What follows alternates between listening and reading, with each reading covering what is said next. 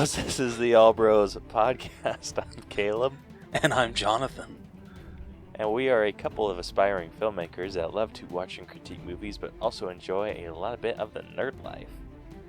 This week on the podcast, we have a special guest with us. Would you like to introduce yourself? Yes, I am said special guest. My name is Brucker. Thank you guys so much for having me on. I come from a podcast called Film on the Rocks, and I am also starting a new horror movie podcast called Autopsy of a Horror Movie. But I'm really excited to be here, guys. It's really fun to collaborate with you two again. Yeah, this is definitely going to be a regular thing with how fun our breakdowns end up being. Yeah, we love having you on, man. Yeah. So, for those of you that don't already know, we are kind of mixing some things up a little bit. We have a new system in place that we're going to be doing from now on, and I'll only bring it up a few times before we actually stop. But yeah, but we have new segments. We're still discussing the same stuff, just changing how we do it a little bit. So the first segment that we're going to be doing is Funko Focus. I'm going to list off all of the new figures that have been announced or are getting released soon, and then we'll just talk about some of the ones that we're interested in, which only I have one that I'm interested in. We have no 4K to spotlight this week, and through the wall, Rose has a new still that he's going to talk to us about. And then after... Yeah. Sorry, do what? mind. No, nothing. Never mind. I don't know what I was going to say. And then, like we've said in the previous episodes, our main event has evolved into the All Bros headliner, and our headliner for this week is our breakdown of Wonder Woman 1984. So, with that, let's get into it. Let's do it.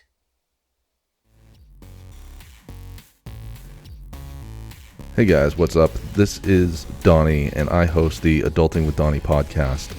And this is not the show to listen to if you're trying to be a better adult. I started this podcast as a way to offload some thoughts that I have throughout the week.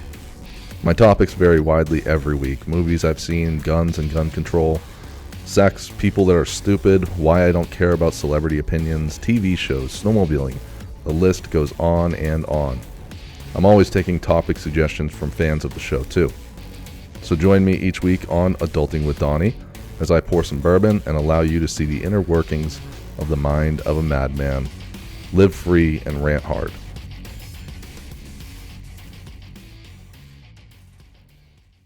Alrighty, first up with Funko Focus, we have a decent amount of new lines. So the new lines that we have are for Spider-Man Miles Morales, the PS5 game. Well, you still could say PS4. It is on PS4, too. True.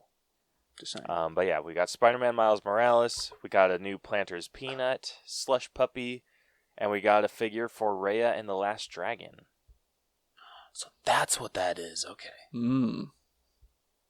Yeah. And then my Funko Focus pick is actually the Marvel Collector Core January box. And so for those of you that don't know what the Collector Core box is, it's a subscription thing that Amazon does for Marvel and pop figures. That's cool. You get so they do. So typically, like what they've had is 2 pop figures, a shirt, or an article of clothing, typically a shirt, a pin, and a sticker, or a decal. So they just announced that with this box, which the theme is Lucha Libre, which I think we've talked about before on here. Yeah, I'm pretty sure we have. So they announced that this box is going to have 3 figures in it instead of the regular 2. Oh, shit. Yeah, and so they haven't announced what's going to be in the box, but some people have a theory that one of the Lucha Libre figures is going to be Thanos. That would be super dope.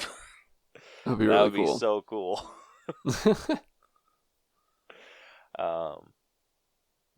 But yeah, I don't know the other.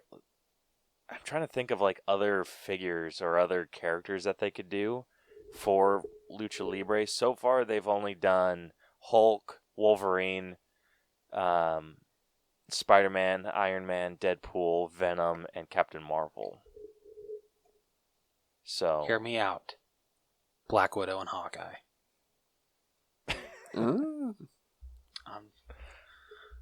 More so mean Hawkeye, of course, but you know. I think Captain America would be pretty badass. Ooh, that'd be super cool. Yeah. Yeah, I just don't know who else that they would do, because Thanos would be a freaking bitchin' one. Yeah.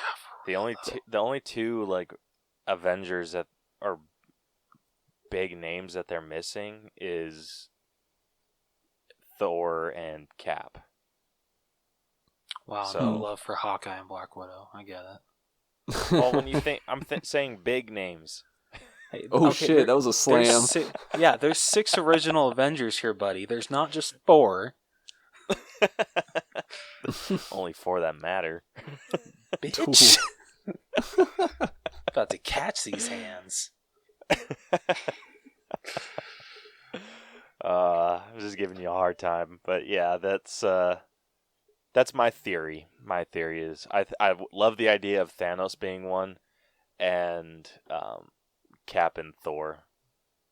That's who I'd hope they do. I think Hawkeye would translate well into a something that Lucha Libre? Losing the that. I would love to see that personally. I think that would just be awesome. I mean, that would be.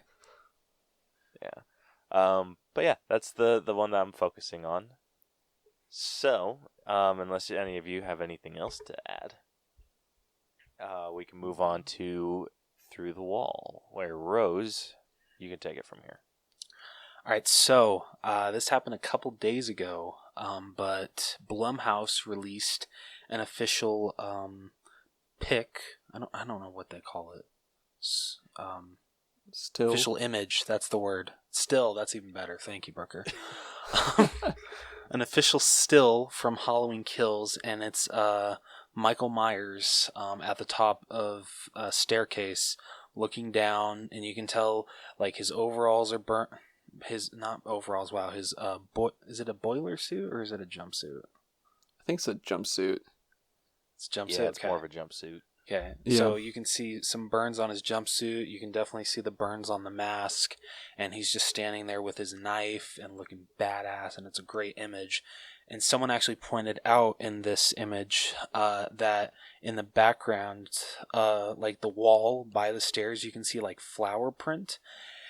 And someone pointed out that in the trailer that we got on Halloween this past year in 2020, that scene with Allison screaming and looking up, it's the exact same print. So they feel that this is the exact same scene that like Allison runs into Michael. He like turns around the corner and there he is, and of course she screams her head off, and I'm sure she takes off running. But yeah, so be sure to look out for this image on all of our social media, because it's a beautiful image and you guys will be amazed by it, and I really don't know what else to say about it. It looks super dope, and my head is kind of just spinning with like ideas of where this can be. I now want to go back and rewatch both the 78 original movie and the 2018 movie, and see if like the wallpaper matches any of the houses that we see in those movies. Yes.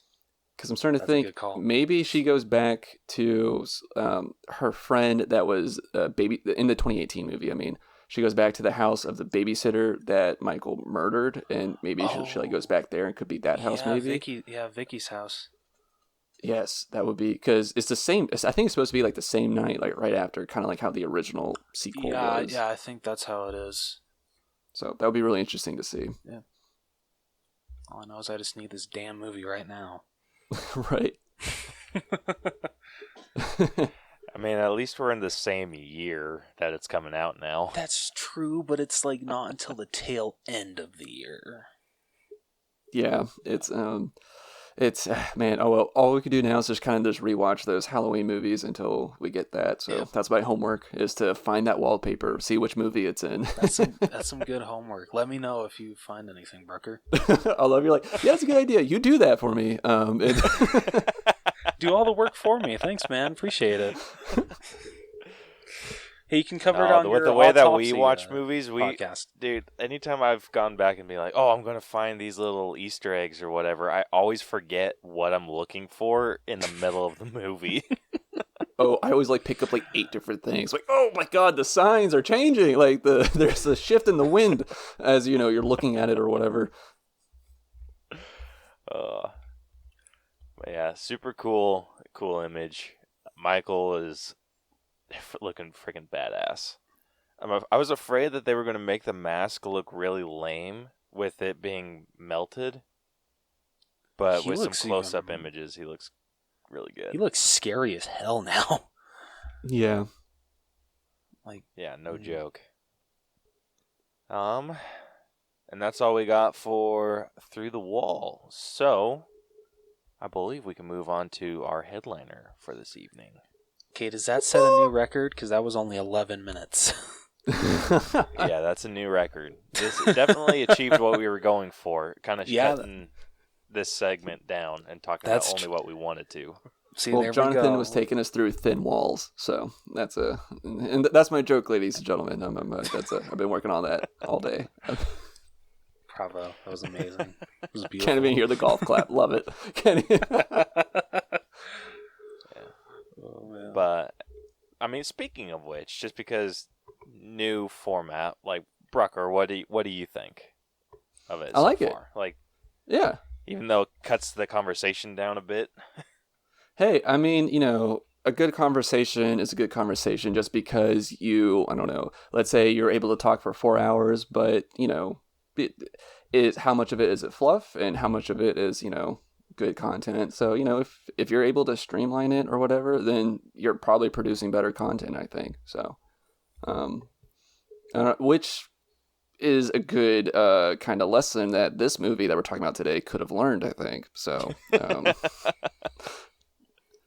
That was a very good fair segue. yeah. So, without further ado, let's get into our headliner. Time for the main event. It's main event time. Let's play a game. Alrighty, this week's headliner of the evening is our breakdown of Wonder Woman 1984. We posted a question of the week. I don't think anyone answered it, though. What was the question? Yeah. So the question was, you're being granted a wish, but there is a cost. What is the cost of your dream? And I feel like that... Yeah, like, what could someone take away? Interesting. That actually, I don't want to spoil anything. Never mind. I almost did. Almost got there. Yeah, I'm just double checking our Twitter, just because occasionally I'll miss stuff with that, but I'm fairly certain we didn't get anything. Well, okay. Well, let's kind of, I don't know, let's kick around the ball here a little bit. So I feel like a very popular item, like ticket item this past holiday season was a PS5. What do you think, like, some people would have had to trade for a PS5 if they used the Dreamstone to get it? I feel like, you're asking for material things. You're probably have to give up either other material things or maybe personal things. I don't know, like family So can I give memorabilia up my or maybe PS4? even... Say that again? Can I give up my PS4? Does that count? I give up my old wish for my new wish. Yeah. I mean, I feel it still works. Yeah, that's tough. It's just like if you got to think like if the whatever the dream is or whatever the wish is, does it like does the cost of it be equal or greater than? Because if you were to That's wish what I for was something wondering. stupid, like spoiler alert, someone wishes for coffee, and That's their $2. punishment is that the coffee was hot. Or someone put in like Like- the wrong creamer in it or something. Yeah, like honestly, that seems like a fair trade. So like a PS5, how much do those cost? Like $500? I don't even know how much they cost. I think like the digital version was 500, but then like the actual physical disc was 600. I think. Okay, so like what's like a $600 equivalent that you have to that you take a hit on? Like does your car get into a car accident, or like your car get into a car accident? Wow, that was a dumbass sentence. Do you get into like a fender bender, or Honestly, I'm trying to for $600, they probably could just take my car, and then it would just be perfect.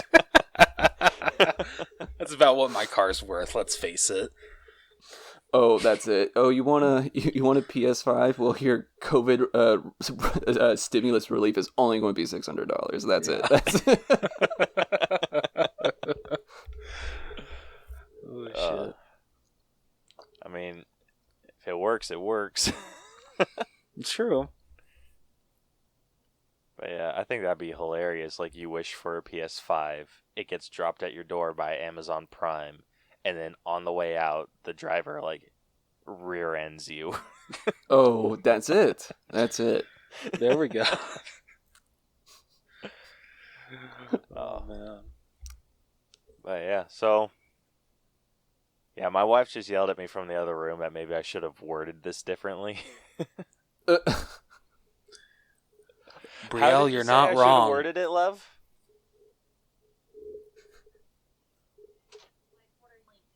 What are you willing to pay? Or something, not what are you paying? Because you're not choosing. What are you willing to give? Like, what are you willing to? It's just you just put it like, hey, what are you paying? That's fair. or like maybe prompted with like, you could win the lottery, but what would you give up to win the lottery, sort of thing. Yeah, sort of along those lines. Yeah, it kind of turns into like a would you rather sort of thing. Yeah. Yeah. Well, I guess I'll just be asking her for help on our future question of the weeks.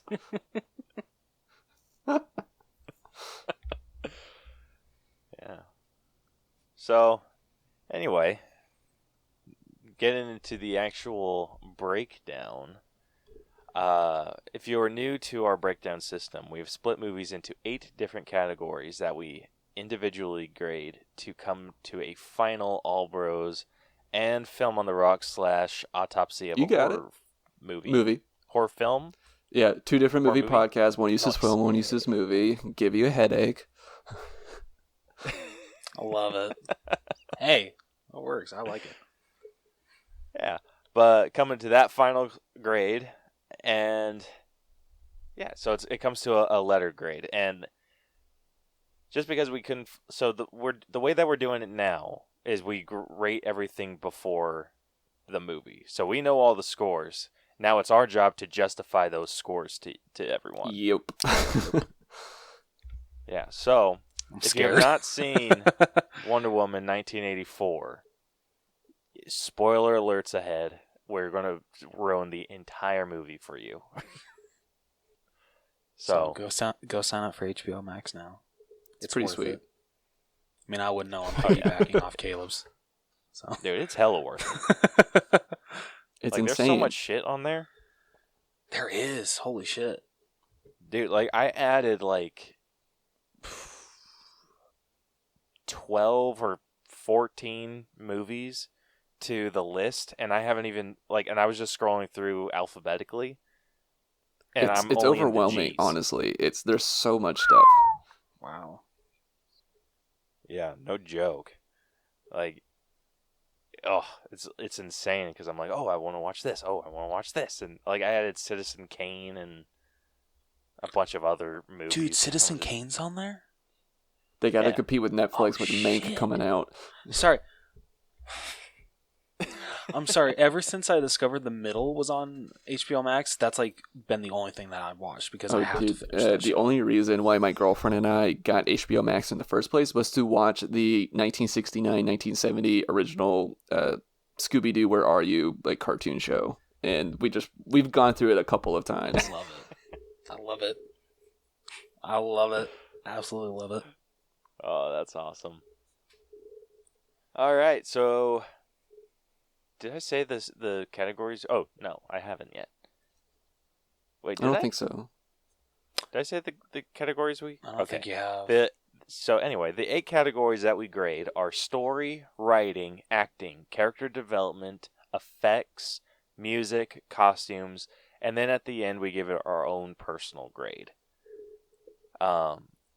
So starting off with story, Rose is going to read a synopsis for the entire film. So you've been warned. All right. In her youth, Diana Prince participates in an island-spanning athletic race on Themyscira against older Amazons. After falling from her horse, Diana takes a shortcut to catch up. However, oh my gosh, I forgot her name. Is it Antiope? Does anyone remember how to pronounce her name? It's Antiope? I think it's Antiope or something like that. Antiope removes her from the competition for this, explaining anything worthwhile must be obtained honestly. In 1984, Diana works at the Smithsonian Institution in Washington, D.C. while performing heroic deeds. She introduces herself to Barbara Ann Minerva, a new geologist and cryptozoologist with the museum, and they become friends. Barbara is kind and socially awkward, which makes most people look past her and makes her envious of Diana. She is asked by the FBI to identify stolen antiques from a robbery Diana foiled. Barbara and Diana notice one artifact, later revealed to be the Dreamstone, contains an inscription claiming that anyone holding it will have one wish granted. Diana unknowingly uses the stone to wish her deceased lover, Steve Trevor, back to life. After being saved by Diana from an attempted sexual assault, Barbara wishes upon the stone to become like Diana, attaining Diana's superpowers. Failing businessman Max Lord Lorenzano, I'm so sorry I butchered that, visits the Smithsonian under the pretext of being a wealthy donor. He arranged for the Dreamstone to be delivered to him in hopes of using its power to save his oil company. Diana discovers a connection between Max and the stone and attends a gala at the Smithsonian to investigate. There, she is reunited with Steve, whose soul inhabits another man's body that only Diana sees as Steve. Attending the gala himself, Max seduces Barbara to gain access to her office and steal the Dreamstone. He later uses the stone to become the Stone and gains its wish-granting powers, along with the ability to take whatever he desires from others to fulfill the cost of the wishes. Max becomes a powerful figure who leaves chaos and destruction in his wake as his powers trigger worldwide instability. With Barbara's help, Diana and Steve discover that the Dreamstone was created by Dolos, the god of lies, treachery, deception, and mischief. The stone grants a user their wish, but exacts a toll, and the only way to reverse the exchange is by renouncing the wish or destroying the stone. Steve realizes his existence comes at the cost of Diana's powers, while Barbara's newfound life has taken her humanity. Neither woman is willing to renounce her wish. Max's powers take a toll on him as his body slowly deteriorates. He learns from the President of the United States of a satellite system that broadcasts communication signals globally. Max plans to use it to grant wishes to the entire world to rid himself of his power and regain his health. Diana and Steve confront him at the White House, only for Barbara to join forces with Max. She defeats Diana, allowing Max's escape. Steve finally convinces Diana to renounce her wish and let him go, restoring her strength and discovering an ability to fly. Diana returns home and dons the armor of warrior Asteria. She then heads to the satellite headquarters and again battles Barbara, who has mutated into a cheetah-like creature after wishing to become an apex predator. After defeating Barbara, Diana confronts Max and uses her lasso of truth to communicate with the world through him, convincing everyone to renounce their wishes. She also shows Max visions, first of his own unhappy childhood, then of his young son, Alistair, wandering the streets crying for his father amid the chaos. Max renounces his wish and reunites with Alistair, promising to be a better father. Sometime later, Diana meets the man whose body Steve possessed. Meanwhile, Asteria is revealed to be secretly living among humans. Awesome. All right. So, with our collective scores, the final actual score that the story got was a 76.6. Okay, that's honestly higher than I thought it was going to be. So, yeah, I yeah, thought that so too. was. So the one that bumped it up the most was you, Rose. Oh shit! Of course it was. Like I said, I think I might have been a little too nice on this movie. Honestly, Whoopsie. you could see the. There was a lot of potential with this story. yeah. It was just done wrong. There were just little fixes here and there that would have just enhanced the story so much. But Yeah. it's just I think the biggest problem is Barbara's character, especially because by the time that we get to her transforming into Cheetah, it feels like it's too late. Like the movie, has like Honestly, 20 minutes yes. left, and Yeah, so totally I agree. I liked her as Cheetah. I thought it was a cool fight between her and Wonder Woman, but it just felt like, okay, what's the point now? She wasn't even in half the movie. She was barely even in a quarter of it. You talking about the manifestation of her actually being a cheetah? Yes, yeah. Yeah. It was Dude, it was interesting. I mean, the story is, I mean, there's definitely a story there, but it's not. It just didn't feel like a Wonder Woman movie. I don't know if you guys agree with me on that, but just because I feel like she wasn't in it that much. Like this was way more about Barbara and Pedro Pascal's character. That's what it felt like to me. It was way more about them two than it was about Diana. I can agree with that, actually. Unfortunately. yeah, it was kind of weird. Like she felt like a side character almost. Yeah, and no, sorry. But one thing, this movie isn't super action packed like the first one was, mm-hmm. and I think that was a good creative choice to make. It was definitely intentional. Because if you go back to the Wonder Woman comics, the original ones, and even the show, she doesn't fight a lot. Like she talks her way out of, she talks to the criminals. She tries to basically get them to see the error of their ways and and reasons kind of with fix them themselves. Yeah. Mm-hmm. She's What she does in kind this of movie. Yeah, she's like Lady Justice almost. She's not there to attack anyone, but she's not there to let people get away with shit either. Mm-hmm. And so I felt like that was kind of the role that she was taking. And it's there were some times where it worked really well, and then other times where it didn't. You need to be whooping someone's ass. Yeah. I'll give him this. The mall scene was freaking awesome. The way that she used the lasso of truth throughout that whole scene, that got me freaking hyped for the rest of the movie. But then, unfortunately, it didn't exactly deliver. See, dude, the I have mall thoughts scene on that freaking lasso.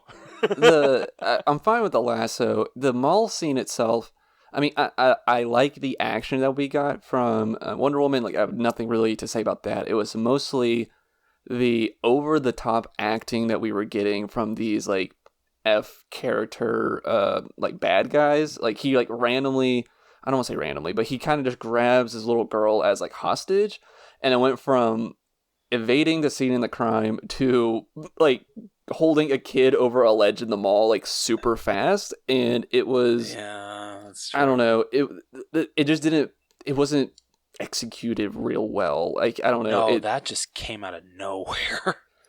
it wasn't. And I understand that Wonder Woman 1984, it's supposed to be a cheesy 80s comic brought to life, and that's why this movie has a completely different tone from the first movie, which had a lot of weight and heaviness to it because it was World War One, and you know that one had kind of like I said, like a lot of like weight and heaviness to this. And this one's a little bit more light and fluffy, and we're kind of exploring other characters that aren't Wonder Woman.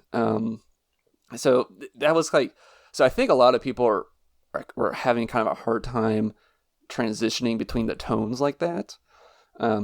But yeah, so like that mall scene was, I mean, I liked the Wonder Woman's actions in it, but it was a little too cheesy for my taste. Yeah, That's the cheese absolutely factor fair. was definitely dialed up to like 11. For real, Yeah. though. For real. Yeah, they should have like when the dude grabbed that little girl and started like hanging her over the ledge. I was on the team with like the other guys, like, what the hell are you doing? Yeah, Like, dude, we were on our way This out. wasn't Like, part of what the the fuck, plan. man? Yeah, like, and then one of the dudes, he was just like strolling out. Like, the only reason that he started running was because the guy called him out, and he's just like, "Let's go, let's run." And it's just like, no, like you could've Dumbass. just, like no one saw you. Yeah. Well, no, it's also- because he stumbled and his gun flew on the floor, and the lady saw it and she freaked out. The one on the one on the phone. was So that like there was the three guys that went inside and started taking everything. Yeah. One guy stayed outside as kind of lookout what got on the phone.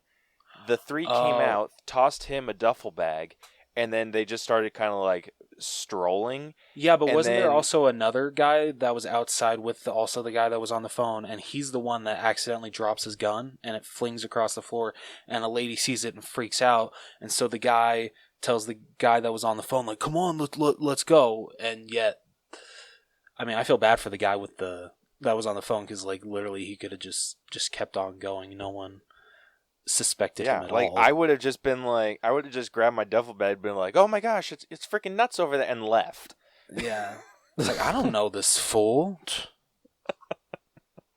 It's like I don't know who that character is. Yeah. Freaking psycho. Yeah. But How did you just- guys feel about Diana's and Steve's relationship in this one? Honestly, I liked it. I was really happy that Steve was back because I feel like that we kind of need to be reminded that she's a real person at times, and Steve kind of brings that humanity out of her. And I don't. I just like them two together. I mean, they're two good looking people. I mean, you know, just put them on the screen. That's great. You know, and Right? I honestly, and like I said, I like their relationship, and so it was really cool because it was like a reverse of the relationship from the first movie. Because in the first movie, she was the fish out of water, and in this one, he is now the fish out of water. She's educating him about this world of 1984, what things are, and trash cans aren't art, and you know, things like that. Even though I saw that joke so many times in the trailer, it still got a good Holy run. shit, yeah. One thing that like I absolutely agree that they should have brought Steve Trevor back just to like humanize Diana a little bit more. But I think they went about it wrong. And this is one of those like minor tweaks to the movie that I think would have improved it a little bit. And like let me know if I'm like completely out there with this. I think that the guy that kind of took over, or that Steve took over the dude's body, I think we should have seen him a majority of the movie. It shouldn't have switched to Chris Pine. I think it should have stayed the black-haired dude for a good portion of it, and then near the time, like, and then like when you get to the point where Diana is struggling to renounce her wish, I think that would have been a good time for her, like her to kind of be panicking and like no, I'm not doing this, and have Steve grab her like face and kind of like, then you see Chris Pine. Like, I think that would have been like a bit better of a moment. Probably. My big thing is, this is a magical wish stone. Why does he have to possess someone's body? Why can't he just be back? Like, I can agree with that, because Steve Trevor was never like a huge big. I don't think he was a huge big deal during World War One, was he? No, he was just some other dude that died in an airplane. I mean, nothing against that or anything, but he was just another fallen soldier, I think. Yeah, so I doubt anyone's just gonna I go, think how did someone come back from the made dead? him a love interest. Like, I think they made Steve Trevor more of a love interest, but yeah, like, you could have had anyone. And I think also it would have made, like, having it not be Chris Pine the entire movie, I think that would have also made the ending make a little bit more sense, because I didn't even think that was the guy that was possessed. Oh. Like, I was just like, oh, like, that's nice, she's moving on. And then I was like listening to someone else talk about the movie, and they're like, oh yeah, that's like the same guy that Steve possessed. I'm like, whoa, wait, was it? Oh, you didn't remember? Oh, I remembered that. Yeah. I didn't remember his face. Like, you see him for like a couple seconds. I get where you're coming from, Caleb, but I feel that I'm glad that it was Chris Pratt for the most Chris part. Pine. Because Chris Pine. Wow, I'm sorry. Well, apparently I don't care about Chris Pine. I don't know. I just feel like it had more of an emotional impact, especially when they were having that emotional moment where Steve was telling her, you need to let me go, and this scene even got me tearing up. Yeah. And so I feel if you didn't get to see Steve being Steve throughout the whole movie, throughout the rest of the movie, you just saw him as that one guy. I feel it wouldn't have had that much of an emotional impact. That's why I'm saying, like, during that scene, okay, it should have been a moment where they're kind of off talking about it, and you see let's say person A, or just like, let's say, I don't even know, let's say Joe. Let's say Joe is the guy that Steve possessed. That you see Joe for a majority of that conversation, and then the second that it's like becomes like you need to renounce your wish, then it becomes Chris Pine. And then it's like, I don't know. So then how would that be her wish from. then? Because like if she were to wish for him to come back, but we don't see him back, how would we know that like the wish was actually fulfilled? Like, what would it be that she's renouncing at that point? Well, you got to think she was looking at Joe or whatever his name is. That's what she was seeing, but she was choosing to see with her heart, the soul of Chris. See, I think Pine. that's kind of why they kept because it he with was Chris looking Pine. in the mirror. Yeah. But I think that's why they kept it as Chris Pine, because you're supposed to see this kind of maybe through Diana's eyes, that when she finally realizes that, oh my gosh, this is Steve, we're supposed to believe all the time that this is Steve. It's not just some random ass guy.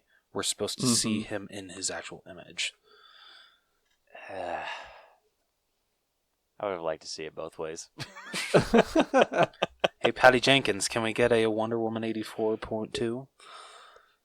Yeah, I would love to see her like talk about that. It's like, yeah, we did a test. We did like a test audience without Chris Pine, and nobody got it. So we put him back. Caleb would have gotten it apparently. Caleb was like the one person that's like, I get this, people. This is gold. Like, I would have, I don't know. I would have even liked just to like for stupid audience members that wouldn't get it. I think like. If they were just like, okay, if like at the party when she's just like no, and then she like realizes that it is Steve, then you see it like kind of what they were doing, the like circling around the two, but do one circle where it is Chris Pine, and then like go back to the other dude, just so everyone's like, oh, it's Steve, and blah blah blah, and then. I I'm don't sorry, know. man. I think you're on Joe Island. I don't know if Sorry, I don't know that man. would have Yeah. worked. I think it would have. I think it would have worked. And besides, Chris amazing. Pine We're all wanted allowed the to have an paycheck, opinion. so... Do what? Wait, what? Oh, I said we're What'd you all allowed say? to have an opinion. We're all Yeah. allowed to have ideas. And all I said was Chris Pine wanted the paycheck, so Patty Jenkins had to write it that way. I bet you he was held to a contract. I bet like he signed off for 2 or Yeah, 3 movies, and this is just how they had to do it. Yeah, didn't they already greenlight the third one? Yep. Yeah, I shit. think she said she had 2 more stories that she wanted to do. Patty? Shit, all right. All right. I think. I'm not 100% certain on that. As I long as expect it doesn't more interfere I just hope that they don't with go Rogue Jenkins. Squadron, I'm cool. But yeah, I think that they would have, I don't know, kind of knocking Chris Pine out of the way a little bit would have, I mean, for me, would have made me realize that that was the guy that she saw at the end a little bit quicker. Okay, that's fair. And like understand that, but also if I don't know, I think like the bringing Steve back to life thing shouldn't be a habit. I just want to point out with that scene at the end where she meets the body that Steve inhabited, I'm so glad actually that they did not like get together and hook up, because that would have just been like, oh, my lover was in this body, now I love this guy, happy ending. I'm glad that they just have like a little moment in the snow and that's it. Diana just moves on. So I think that was a really smart call. Yeah, it was way less annoying. Yeah, exactly. That's a good way to put it. But yeah, I think some other things that they could have improved was having us realize that Diana's powers were going away a little bit more directly than how they were doing it. Because when she got shot, like, by that, like, the tank, I just thought, oh, she didn't block it, so I just assumed, like, oh, she's not bulletproof. Yeah, I guess they could have been a little bit more clear about that. I feel I didn't like truly realize that she had lost her powers until probably, I don't know, it's like that scene on the road where they're trying to get Maxwell, and maybe like when she's like literally hiding under one of the trucks. Mm. Yeah, which is super late. Yeah, just a little bit. Another thing that I feel like they could have fixed was with Barbara. Like, I think Barbara was like, she seemed like she had a good character arc going until she was like losing her humanity and all of that stuff. Mm-hmm. And then she just kind of became a one-off villain. Yeah, that's like the whole like, oh, I want to become an apex predator. I don't know why that just like came out of nowhere for me. Exactly. Yeah. You kicked Wonder Woman's ass. Yeah. I think you're Like- good with what you're at right now. Let's stop it here, honey. And honestly, like up until the Apex Predator thing, I was actually really digging this character because we got like really good development out of her. Because that's something I would give a lot of props for this movie, is that we fully understand the motivations for our villains in this movie. Like, we totally get Barbara's ambitions and how she fell to the dark side. I'll use some Star Wars lingo here. And we kind of also get a little bit of insight about Pedro Pascal's character. And I mean, we kind of see that, you know, he is a divorcee and he's wanting to be a good example for his son. And, you know, he's having a failing business and he's trying to be this TV icon at the same time too. So, or spokesperson. So he's putting a lot of pressure on himself to do well. At the end, we kind of realize his upbringing and everything. But I mean, I at least appreciated that, like, even though like Wonder Woman wasn't in this movie that much, the time that we didn't get with her, we got with the villain, so we fully understood their story. So I will give the movie some points for that, but at the same time, you know, this was a Wonder Woman movie. I want to see her do Wonder Woman things, you know. So Yeah, exactly. Yeah, which, honest, I think they just did maybe focused on the villain a bit too much. I think we got it enough that we got to understand how Wonder Woman was able to appeal to his good nature. Mm-hmm. Or his good, like, kind of reconnect him to his intentions. So, like, we were able to understand that, but I think they just did it a bit too much. And like you said, we want to see Wonder Woman do Wonder Woman shit. Mm-hmm. And like it could have even been a thing where like we just saw like they could have interwoven them more. Like we saw Barbara as she's kind of descending down the wrong path. She's kind of doing this while also having more interactions with Diana, and Diana can like notice a change in tune and attitude with her, which she kind of does later in the movie, but maybe a little bit earlier on, so that way Diana could like be like, "Hey, yo, like, what are you doing?" kind of thing, you know. Or I saw you beat up that homeless dude. What was going on? I think that would have been a really good way to show Diana's loss of power, where if her and Barbara were interacting more, and then maybe like when she goes and attacks the drunk dude, maybe Diana tries to stop her, but is like hurt in the process. Yeah, that's a good idea. And then you're just like, then she's like, "Oh wait, what the shit?" Yeah, kind of like flips the script like that. Yeah, I think that would be really good, actually. Yeah, that would. Yeah, and then, I mean, do you guys think that she struggled with the renouncing her wish for? Because I don't think that she struggled with that decision for too long. Which she are you talking about? You talking about Diana? Diana, yeah, I think that Diana kind of once from the point where she realizes that that's kind of what she has to do to the point where she actually does it, it doesn't feel like a super long time. I definitely felt the conflict, I would say, because for like at least, I mean, you're right, it was brief, but there was like a brief period in the movie where she kind of finds out that's what she has to do, but instead of just renouncing it, they try to keep stopping Cheetah, I think. And anyways, yeah, they do try to stop her and stop Pedro Pascal before she decides, like, okay, it was more like when she did renounce it, it was more of like a last ditch effort, be like, I'm in a corner, I just have to do this sort of thing. And it was because we saw how she did try to stop them some, but it was kind of a brief part of this movie, which this movie is 2.5 hours. It's amazing. So anything in this is brief.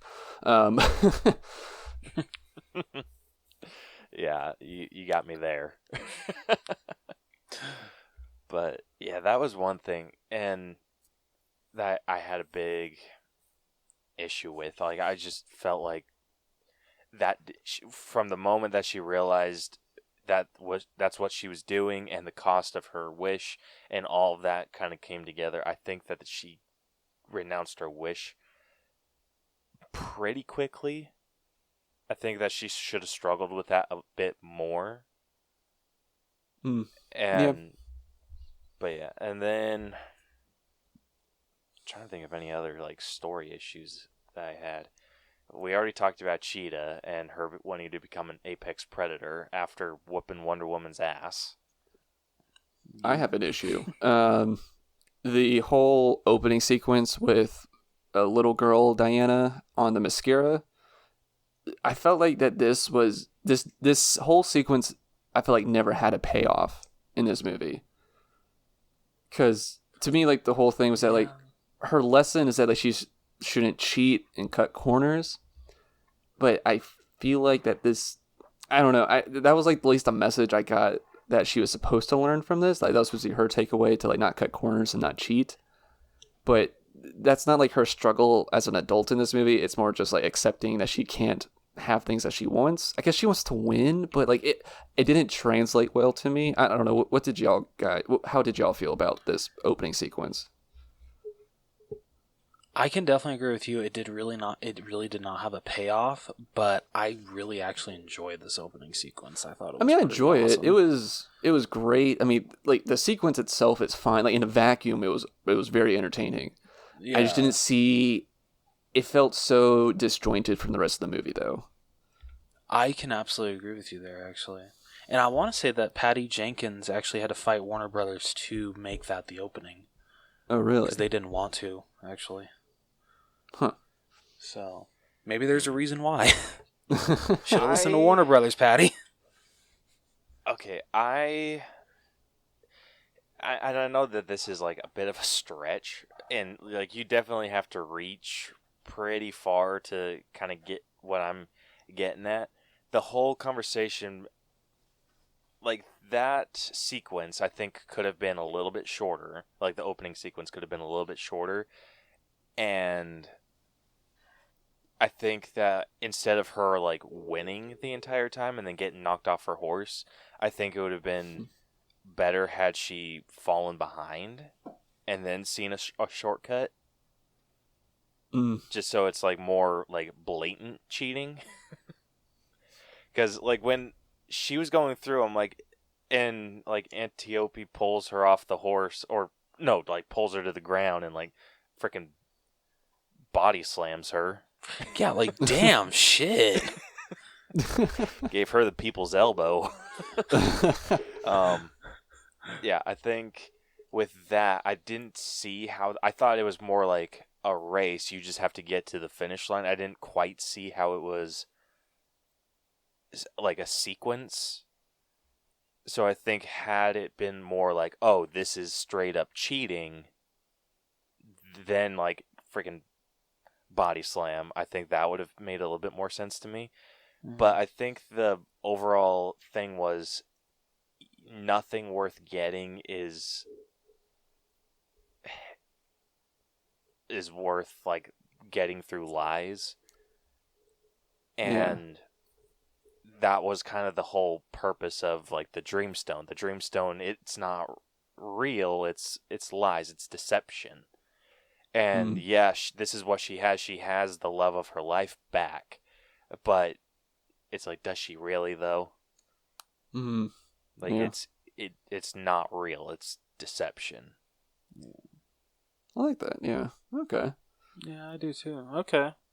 Yeah, and then when it gets to her like renouncing her wish, that's her accepting truth, accepting everything that's truth, and then that's what makes a great hero and makes her ready to wear what's her face's armor. Okay, yeah. I like that. I just don't know what a race has to do with truth. Like, they could have probably used a different, like, parable of Diana in this. Like, I don't know, like, she got caught cheating or stealing as a young kid or whatever, and, like, she went through that whole lesson. That would have been a little bit more relatable to a young audience, I think. Instead of horse racing your ants. But, I don't know. But... Yeah, I absolutely agree. It could have been done better, so it's not like you have to take a little bit of a stroll to get to the hidden meaning, but I mean, I appreciated it. It's just like it could have been done better. Like that's just my issue with the movie in general. It just could have been done a little bit better. Yeah, definitely. Agreed. So yeah, I mean, that being said, it's a story full of potential, and I think a 76 definitely represents that. Yeah, kind of like, hey, you get like a high C, just need a little bit. Yeah. If you didn't cram it in the weekend, maybe you would have done better, yeah, kind of. Yeah. Yeah, exactly. Because didn't they complete this movie like back in like 2019 or 2018? Dude, who frickin' knows? So, like, Patty Jenkins should have used the extra time to, I don't know, maybe add a couple of extra things. Yeah. So next up we got writing. So writing scored a 71.6. I agree with that. So it's a bit lower than the story. And I think the reason that is because of a lot of the cheesy lines. Yeah. And I mean, I guess honestly, it's 84. And kind of like the logic, too, just on some stuff. I feel like, I don't know, like they could have tweaked, like kind of like, I guess that kind of ties in with the story a little bit, but like still with the writing, they could have, I don't know, made things a little bit more conducive in some parts and just make a little bit more sense. I don't know. Yeah. How did you guys... sorry, Caleb. No, you're good. One of the things that I had some struggle with was some of the cheesy stuff with Chris Pine's character. So with Steve Trevor, I think there was a lot of cheesiness with him, and I think there's just cheesiness in general when you're putting someone from the past in the future, or in their future. Mm-hmm. But I actually gave a point higher than I was going to, strictly because of the line when Diana and Steve are stealing the jet. And he's just like, once we get in the air, they'll never find us. And she's just like, oh, I need to tell you about this thing called radar. They'll be able to find us. And he's just like, well, shit, Diane. Or Diana. That was freaking hilarious. That was easily the best joke of the movie. At least for me. No, I absolutely agree with that. That definitely was the best joke. So here's an example of where I felt like the writing didn't make logical sense. So are just all planes just sitting outside museums, just good to go, just all fueled up and ready to take off? Apparently. Like 2 people off the street. They didn't even need a key. They didn't even need a key. Like, they just got in. Exactly. Okay, well, hold up. I worked with aircrafts while I was Don't in tell the me this military. is possible. Please don't. No. The whole those planes being filled with fuel, that's absolute bullshit. But you don't need a key to start up a jet. Okay, well... Oh, it's just what, one press of a button? No, it's not like one press of... There's switches you have to flip, but like if... I was going to say, it's like every new car nowadays? Hell yeah. I could fly. Your switches you have to flip, you fucking moron. That's like what you just... That was like the tone you just gave. I love it. Yeah, like there's things that you have to turn on, there's no key. There's no key. Like, you could seriously jump in any jet and start flipping switches, and eventually you'll get it turned on. Is there even like some sort of locking mechanism? Like would the cockpit just be open? Like, there's nothing for you to unlock it to get into the cockpit? Yeah, that's a good question. Because that's what I was kind of going with. Okay, so I'm not going to give away anything with like the new jets, but the F-16, which has been cycled out. I'm convinced you're working for Area 51 now, because you just said, yeah, I'm not for real though, because he doesn't want to say the new jets. Just wait till you see this shit. No, you I don't know what I'm allowed to say about the F-35, so I'm just going to assume I can say nothing about it, other than it's a really cool jet. Caleb, There's a red they dot. come after The you to say it was worth the it F-16, for the F-16 has been cycled out, so I'm pretty sure that's safe to talk about. The F-16s, the way that they stored them, me, being a brand new airman, could walk out on the flight line and take one if I knew how to fly it. Oh, I'll be damned. Like, I could go out, I could open up the cockpit doors. It's not hard to do. It is not difficult at all. Right. But yes, absolutely, they should not be filled with fuel at a frickin' museum. Yeah, that's where I was kind of like, what the fuck are we even doing? Like, and honestly, at this point in the movie, I was starting to think, wait, did Diana, did her and the stone swap powers? Is that why she's losing her powers? Because now she has powers of the stone, so she could kind of just wish for things like jet fuel? Like, that's what I thought this movie was going towards.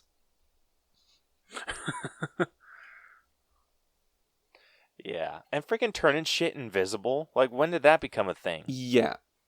They just had to work in the invisible jet. They had to work it in somehow. I would have... You know what? I'm glad that they did that, though. I'm glad it wasn't as cheesy as the freaking real invisible jet. Fair enough. But she can fly. Yeah, but she didn't know that she could fly at that point. That's horseshit. So yeah, my issue with this too is that she talks about I did it once on a coffee cup and I don't know, I never found it again, which was a legit laugh I got. But show us that a little bit. I mean, I know this is a very slippery slope where we could go into we didn't see the training for invisibility, but asking me to believe to just full on a jet first time, I kind of would like to see a flashback or something. There's one that would have been cool. to like what is going on in this sequence. Is this a fever dream? Like, what is going on? Yeah, exactly. And I think it would have been, like you said, I think it would have been nice to see earlier in the movie. Like, maybe that's not a skill that she just did randomly 50 years ago. Maybe it's something that she was, like, practicing to do at the beginning of the movie while she's sitting alone at home. Yeah, or just like her to be like, oh, you know, I went through the 60s, a weird time. I learned how to make shit invisible. I'll explain it later. Like, you know, kind of thing. But yeah, I mean, you know, I'd like to see a little bit because there could have been really cool moments there for that. I don't know.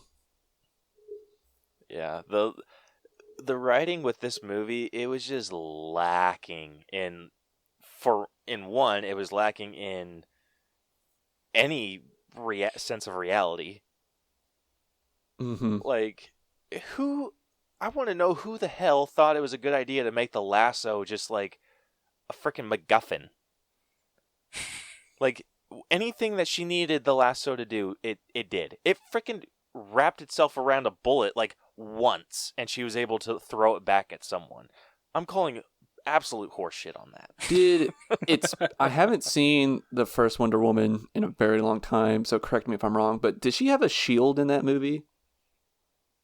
Yes, she does. Yes. So where was that shield in this? Yeah, for real. That would have. I mean, like, she even had it in Batman v Superman. Yeah, I mean, she could have had both a shield and the lasso. Like, that would have been badass. I don't. Yeah, like, I don't remember it breaking or anything. And it was in Batman vs Superman. Yeah, because she had it in, and it was also in Justice League. I guess we're forgetting they outlawed shields in the 80s. I don't know, but I would like to see that. Apparently. Yeah, like, I mean, come on. There's just so much that they could have done to just justify it a little bit better. Mm-hmm. Like, true. Invisible Jet, go to a freaking airport. Like, that's all you had to do. Just change the museum to airport. You're getting too close there to, like, 9/11 territory there if you go to an airport and steal an airplane. That's why they didn't do that, I guarantee it. Okay, yeah, that would... I think it's been long enough. I don't know, buddy. I don't know. Okay, What's the phrase? Never forget. That's it. Yeah, that's a... I feel it's sometimes like too soon for even like anything revolving around Columbine. So it's probably way too soon for 9/11. All right, maybe I'm just an asshole, but I mean, we already established that. But I'm just kidding. But I'm listen, or just not do the invisible jet. Just not do the invisible jet. I'm just saying. I mean, yeah, that's an option too. Or save that for the third movie, or I don't know. It just whatever. There we go. Yeah. Shit.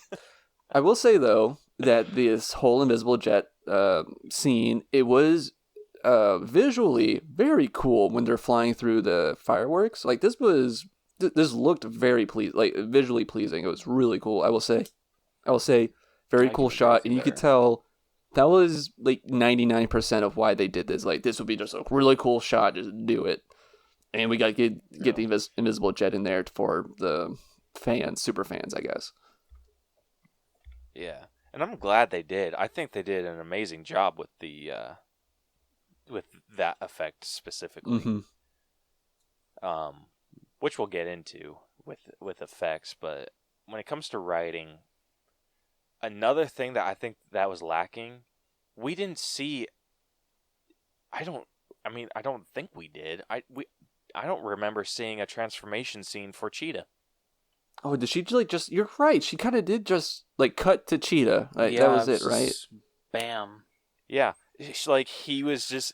So you see Pedro Pascal's character saying like, "Oh, I want I'm taking this from you. I'm taking this from you," while he's doing his like crazy touching the world through video, through broadcast. And I Yeah. still I'm am like, not that's how clear that works. on what his plan was. Like, I understand why he was kind of an evil guy, but I'm not. What was his end game? I'm still fuzzy on that. Quiet in the zooms. Yeah, see, like Honestly, nobody I have knows. no freaking clue. I didn't quite get what his end game was. Yeah, I didn't either.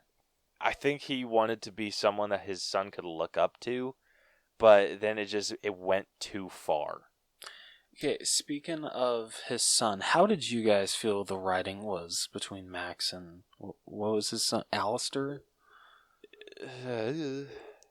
I did not really like it at all. I don't know. His son was kind of annoying. Dude, so the only scene that I was like, "Aw," with the son was the first one where Mm-hmm. you see Pedro or Maxwell get called a loser, and then the kid is just standing there like on the verge of tears, and I'm just like, "Oh my gosh!" Okay, yeah, That's I'll devastating. give you that, but even when I actually he's gave just a like- bonus. I gave a bonus point in acting for that scene alone. I'm like, All right. that kid deserves it. But even like at the end when they come together again, and he's just like, "Oh, I've never thought you were a bad dad," and all this shit, and I don't know. I'm just like, this is kind of like boring, annoying, and I feel like no emotion at all. Maybe I'm a jackass here, but Again, it's just like a cheesy 80s comic brought to life, and that's like why so much of this is just super cheesy. I was kind of annoyed when we just randomly see, what was his son's name, Alistair? yeah, Alistair. We kind of, towards the end of the movie, like what brings Pedro back to the light is that we get like this vision of Alistair just aimlessly walking through the streets, and traffic and stuff is exploding and stuff like that. I don't know. I was it threw me out of the movie. I went, how did that kid wind up on like this interstate exit ramp? Like, what is going on? Yeah, I absolutely agree. I want to know how Really he ended takes up you on the out. White House lawn. Yeah. I don't know. Like, it felt cheap. Like, it felt like it was a cheap way to try to grab at like your heartstrings or whatever. And I did not care for that specifically. Just him walking on the interstate or whatever. I don't know. No, I agree. It didn't work. Yeah, it did. They could have done that 10 different ways or 100 different ways. Would have been a lot better. I think there was a lot of poor decision making with like with Diana and everything. Like the White House fight scene between her and Barbara.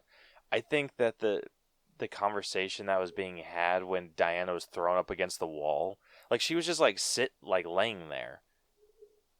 I'm like, it looks like she gave up. Well, yeah, but she was also Her like powers were getting pretty powerless at that point. Yeah. Yeah, but I mean, Wonder Woman is just kind of like the inspiring, like till the end kind of vibe. I would feel like, so it felt weird for her to just be like laying there. Yeah, but I mean, I get what you're saying. Like, she's till the end kind of person, but that's like when she actually has her powers.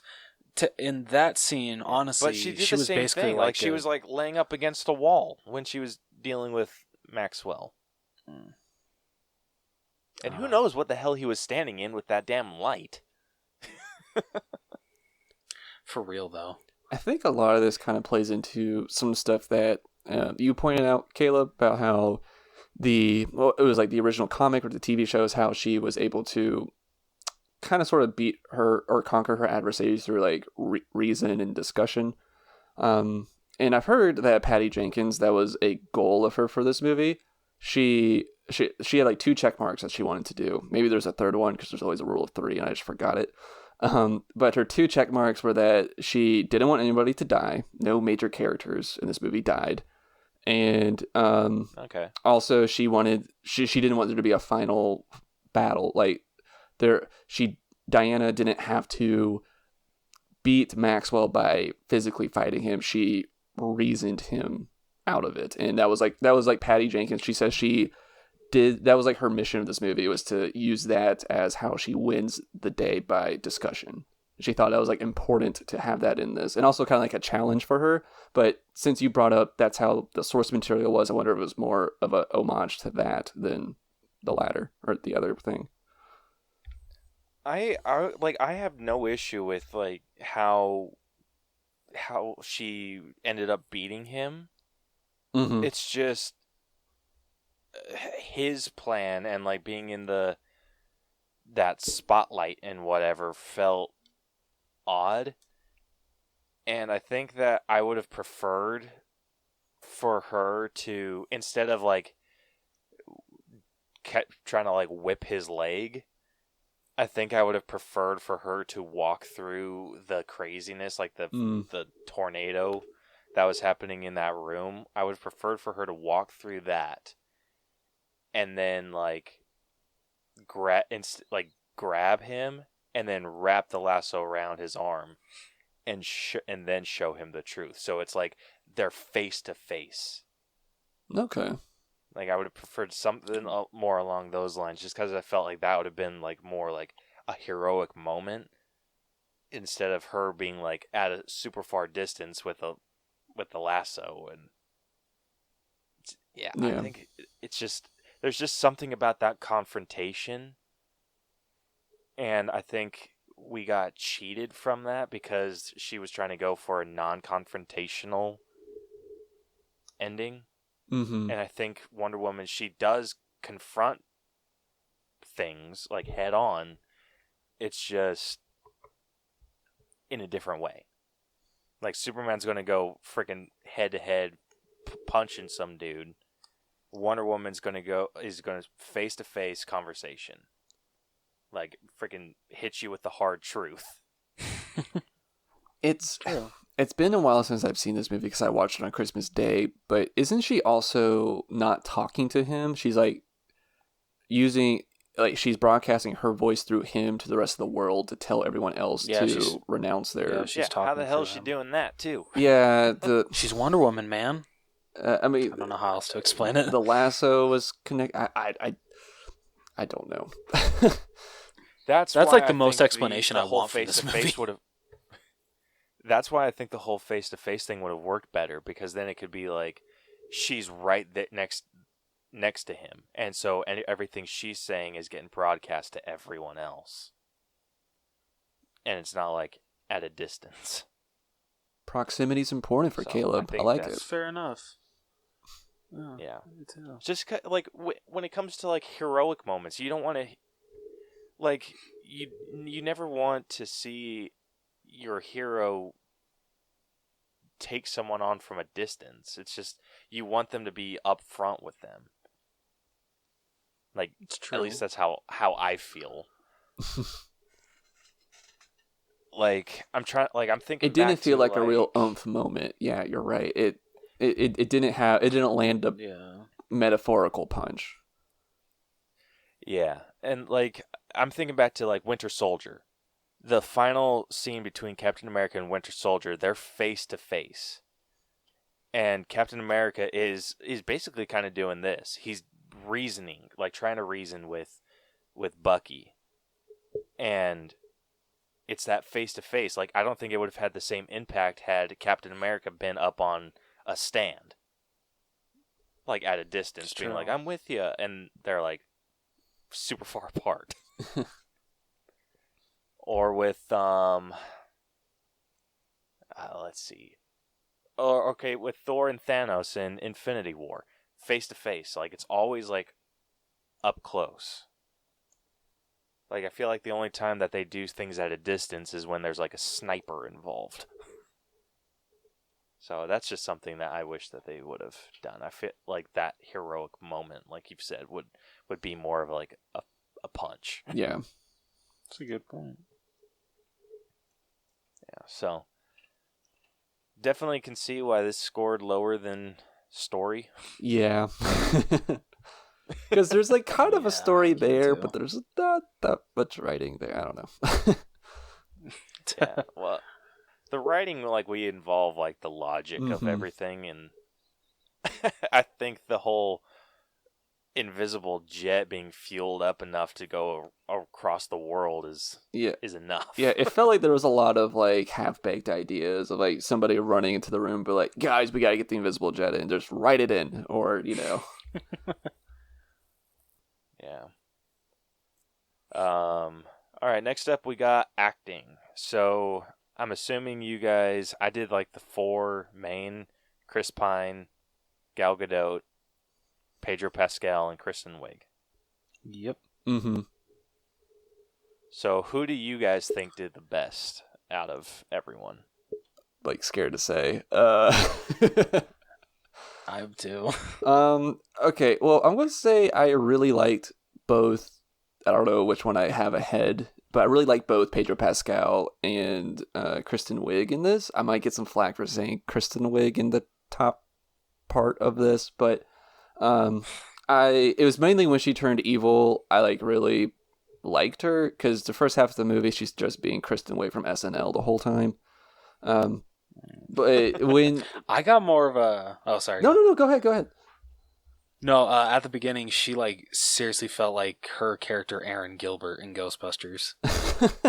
Yeah, I'm just like, okay, is this literally how she is in every single movie? Yeah, when she plays like a nerdy kind of character. Yeah, I was kind of like, yeah, you're Kristen Wiig. You're really funny. We all get it. Like, you were on SNL for a long time. You're a very funny comedian. I love you. Give me something else, But we did kind of get exactly. We did kind of get other stuff when she started to turn, and especially like when she went to the gym, which was just a crazy scene. Like, she goes in like that swimsuit or whatever, and it was kind of like, whoa, okay, we are in the gym. I really did like her though when she did turn, because I'd like Kristen Wiig being evil. I thought she did a good job until she became a CGI character. In Pedro Pascal, he is just chewing the scenery in this. Like, he's just having a ball. Like, you can just tell he's just like, I finally have that helmet off from The Mandalorian, and I am just going to use every inch of my face and my hair and my highlights and just wave it all around. Like, I was kind of digging his flamboyantness in this. I really liked it.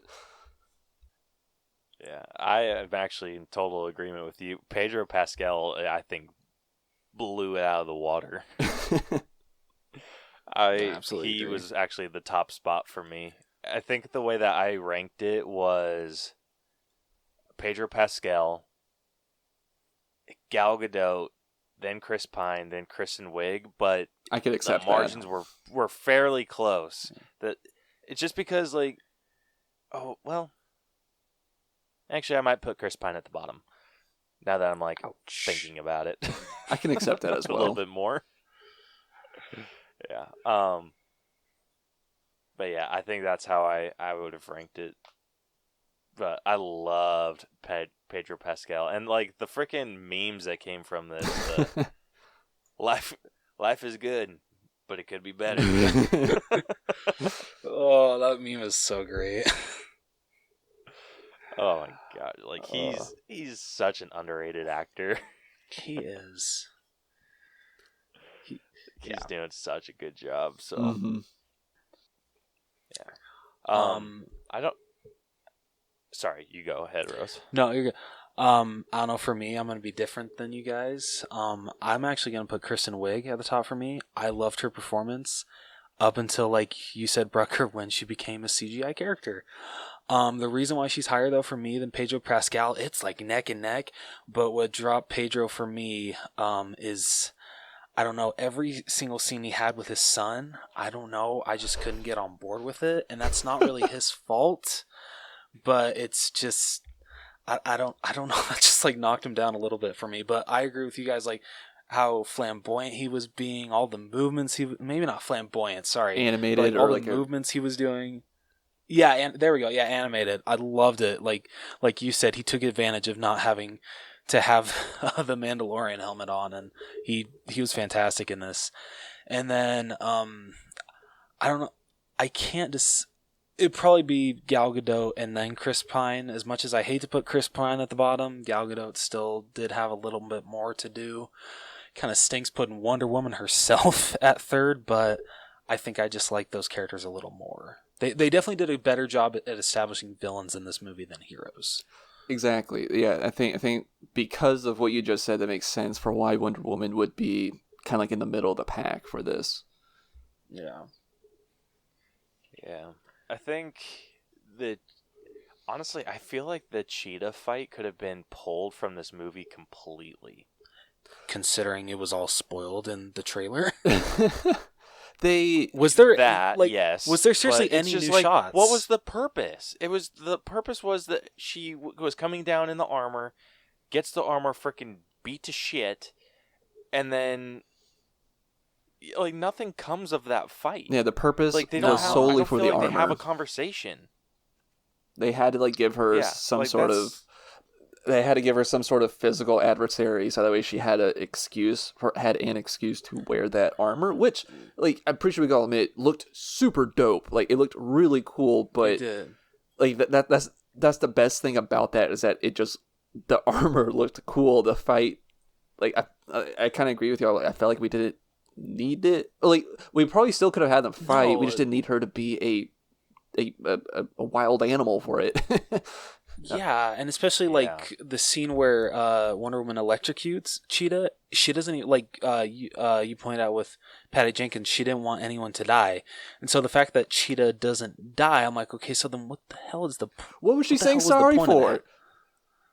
Yeah, Yeah. like I don't get it. Yeah. That whole thing, like, I feel like that could have been, I think Wonder Woman could have tried discussing things or trying to make an argument with her, but it seemed like she's just like, Barbara, what did you do? Fight, fight, fight. Like, stop it. This isn't who you are. Fight, fight, fight. Electrocution. You leave me no choice. And bye. Electrocute. Bam. Yep.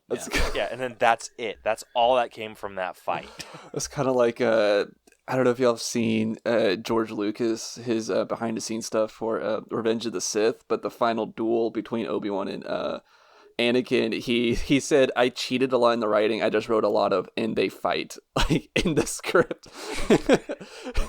He comes out and he's like, I just wrote a lot of and they fight. So that's what that reminded me. You saying that is kind of like what this was. And they fight. And they say, how did you do this? And they do this. Yeah.